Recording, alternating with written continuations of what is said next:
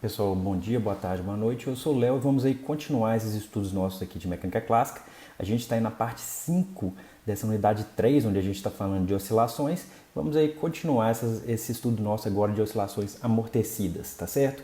Então vamos aí continuar, deixa eu só conferir aqui, beleza? Então só a nossa já tradicionalzinha revisão. A gente começou falando de transformações ortogonais. Por que a gente fala de transformações ortogonais? Porque a gente queria definir escalar e vetor. E, dada aqui a nossa definição bem rigorosa de escalar e vetor, a gente queria fazer algumas operações matemáticas com escalares e com vetores. A gente falou de derivada de escalar e vetor com relação ao tempo e com relação ao espaço. Aqui no caso, com relação ao tempo, a gente definiu aqui a velocidade e aceleração, por exemplo, dado o vetor posição. A gente definiu a velocidade e aceleração, que a gente está usando essa notação dos pontinhos. E a gente também falou da derivada de escalar e vetor com relação à coordenada espacial, quando a gente falou de gradiente divergente rotacional. A gente também falou de produto escalar e produto vetorial, e no final a gente tinha falado de integral de vetores, tá certo? De integração de vetores ou de campos vetoriais. Depois a gente passou para o estudo das leis de Newton. A gente falou da primeira lei de Newton, que é a lei de inércia, ou a gente pode falar também de sistema de referencial inercial, quando a gente está falando da primeira lei de Newton. A gente falou da segunda lei de Newton, que é a lei de força. Então, a força resultante é igual à taxa de variação do momento no tempo. E a terceira lei de Newton, que é a lei de ação e reação. A gente conversou também um pouquinho sobre sistemas de referencial inercial e sobre lei de conservação. A gente falou, para uma partícula, a gente falou sobre lei de conservação do momento linear, do momento angular e da energia mecânica, certo? Beleza. Depois a gente começou a estudar o oscilador harmônico em uma dimensão. Eu já vou especificar a partir desse vídeo aqui só o oscilador harmônico em uma dimensão. A gente também viu o oscilador harmônico em duas dimensões e quais tipos de trajetória no espaço de coordenadas que esse oscilador ele pode fazer. A gente viu que ele pode fazer um oscilador em duas dimensões, ele pode fazer uma trajetória com uma reta, uma elipse, um círculo ou aquelas curvas de Lissajous. Mas para o oscilador harmônico de uma dimensão, que é o que eu vou tratar a partir de agora, a gente tem aqui o oscilador harmônico simples, certo? Olha só, a segunda lei de Newton vai me falar o quê? Ela vai me falar que a força elástica é igual a massa vezes aceleração. Então a gente tem essa equação diferencial aqui, quadriculada, certo? A solução dessa equação quadriculada pode ser escrita dessa forma aqui, onde A e delta são duas constantes de integração que vão estar relacionadas à condição inicial, a posição inicial e a velocidade inicial da partícula, certo? Esse ômega zero é chamado de frequência natural. A gente também estudou o período de oscilação para um oscilador simples e a frequência de oscilação para esse camarada. E a gente viu que a energia mecânica se conserva quando, né? A energia mecânica se conserva para o oscilador harmônico simples. Não tem dissipação e não tem força externa atuando, tá certo? Então, para esse camarada, a energia mecânica se conserva e, perdão, a energia ela é proporcional a essa amplitude aqui, ó, tá certo? Então, isso aqui tudo a gente já viu. A gente também fala um pouquinho de espaço de fase. Então, esse diagrama aqui é um diagrama de fase. Vocês estão vendo aqui que na vertical eu tenho x ponto, eu tenho a velocidade, na horizontal eu tenho a posição. E aí esse bloco mola, enquanto o bloco na trajetória no espaço real, né, de coordenadas, ele está percorrendo aqui uma linha reta, né, ele vai e volta numa linha reta. Nesse espaço de fase, ele vai percorrer aqui uma elipse, nesse caso aqui um círculo, só para melhor visualização, tá certo? Então ele vai percorrer aqui esse círculo, essa elipse bem gordinha que eu deixei aqui para visualizar, onde a gente viu que dá para a gente estudar todo o movimento desse corpo nesse diagrama de fase também. Beleza, certo? Isso aí foi só a revisão. Depois a gente começou a estudar oscilações amortecidas. A equação diferencial que vai me dar a oscilação amortecida, no caso sem forçamento, é esse camarada aqui, ó. Então esse camarada aqui é a segunda lei de Newton para uma oscilação amortecida. No caso a gente pode pensar aqui no sistema físico, que é um bloco acoplado com uma mola possuindo atrito, tá certo? E esse atrito ele vai ser proporcional à velocidade, vamos colocar assim, só para a gente tentar visualizar qual que é o sistema físico relacionado a esse modelo aqui. A solução geral para essa equação diferencial é dada por esse camarada aqui, ó, onde quem quer R1 e quem quer R2, né? Esse R1 e R2 é dado por essas soluções aqui, tá certo? Isso aqui inclusive vai ficar de tarefa para vocês. Então essa solução geral aqui, que é esse x de t aqui em cima, ele pode ser reescrito como esse camarada que está quadriculado aqui, ó. Então vocês estão vendo aqui que tem um exponencial de menos beta t multiplicando por todo mundo e tem esse termo aqui. E dentro da raiz aqui a gente pode associar três regimes de oscilação dependendo de como está dentro dessa raiz aqui. A gente pode ter três regimes. Um regime que é subamortecido, e subamortecido é quando essa raiz aqui vai ser negativa, tá certo? Que é o que a gente estudou no último vídeo. Então esse regime subamortecido, esse ômega zero ao quadrado é maior que beta ao quadrado. A gente já estudou esse regime subamortecido e aqui eu queria deixar já minha desculpa, que eu tinha falado lá no último vídeo que um ômega 1 que aparece no último vídeo, ele diminui com o tempo. Na verdade, ele não diminui com o tempo, ele é menor que ômega zero. Porque esse ômega 1 ele é definido como? Esse ômega 1 é ômega zero ao quadrado menos beta ao quadrado. Então esse camarada aqui, ele é de menor que ômega zero, tá certo? Então ômega 1, que é ômega zero ao quadrado menos beta ao quadrado, ele é menor do que ômega zero. Ele é menor do que ômega zero, tá certo? Não significa que ele diminui no tempo. Eu falei errado lá, vocês me perdoem. Então, olha só, então vou repetir aqui. Então, a gente pode ter 3 regimes de amortecimento, dependendo de como que está esse argumento dessa raiz aqui, tá certo? O primeiro aqui, que é ômega zero ao quadrado maior que beta ao quadrado, a gente já estudou no último vídeo. Nesse vídeo aqui, a gente vai estudar esse camarada aqui, o amortecimento crítico. A gente vai estudar esse camarada do meio aqui. É quando o ômega zero ao quadrado é igual a beta ao quadrado. E aí, vocês já podem notar o seguinte, que ômega zero ao quadrado é igual a beta ao quadrado, a gente vai ter a mesma, o R1 vai ser igual a R2, tá certo? Por quê? Porque ômega zero ao quadrado é igual a beta ao quadrado, então eu tenho que R1 e R2 é igual a menos beta. É isso que eu coloquei aqui, ó. Então, para o amortecimento crítico, então isso aqui vocês já podem ir pensando aqui nesse vídeo, a gente vai estar sempre trabalhando nesse regime aqui, ó, que ômega zero ao quadrado é igual a beta ao quadrado. Eu tenho que o R1 é igual a R2, que é igual a menos beta, certo? Então, olha só, para uma equação diferencial de segunda ordem, a gente tem que ter 2 soluções, certo? Então, olha só, a solução para a equação diferencial homogênea de segunda ordem, a gente tem que ter 2 soluções. Uma das soluções é dada por esse camarada aqui, ó, A1 exponencial de menos beta t, tá certo? Esse camarada aqui é uma das soluções. Por quê? Porque vem desse R1 ser igual a R2, que é igual a menos beta. Até aí, beleza. Até aí, tranquilo. Porém, como é uma equação diferencial de segunda ordem homogênea, a gente tem que encontrar uma segunda solução. Eu vou deixar aqui um jeito de encontrar a segunda solução, mas só que tem outros jeitos, vocês podem procurar aí, por exemplo, no Boyce de prima, que vocês vão achar vários métodos de encontrar a segunda solução para quando as raízes são iguais da equação característica.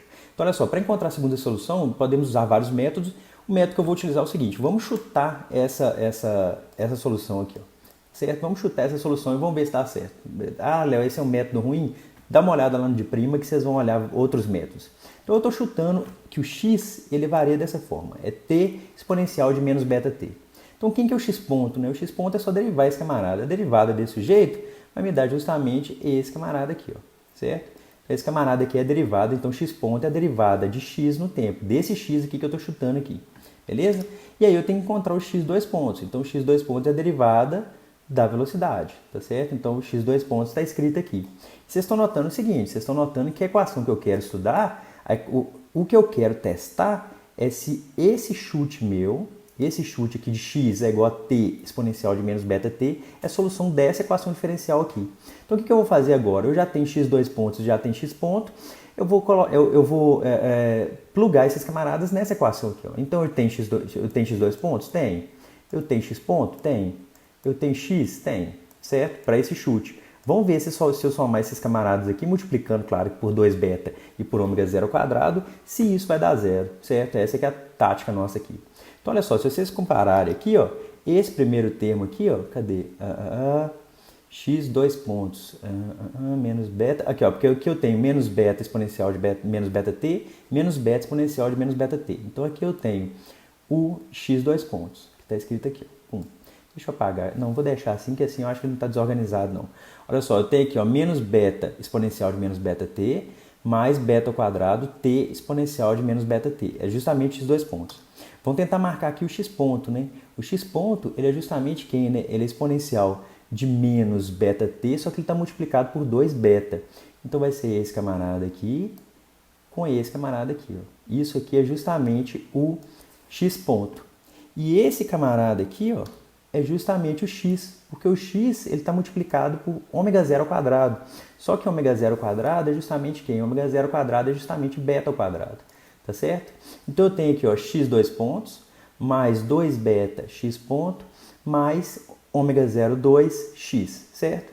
E aí vocês vão notar o seguinte, que esse primeiro termo aqui, ó, menos 2 beta exponencial de menos beta t, se eu juntar esse camarada com esse camarada aqui, ele corta. Ó, com esse camarada aqui, ele corta. Ó. Então eu deixei até eu cortando aqui com o mesmo símbolo. Então esse sujeito aqui vai cortar com esse sujeito.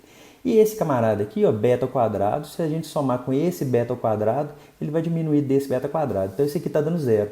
Então, isso é a solução para a minha equação diferencial. E aí, vocês vão lembrar lá dos teoremas de unicidade, para vocês tentarem mostrar que isso aqui, que tem se ela é solução, ela vai ser solução dessa equação diferencial.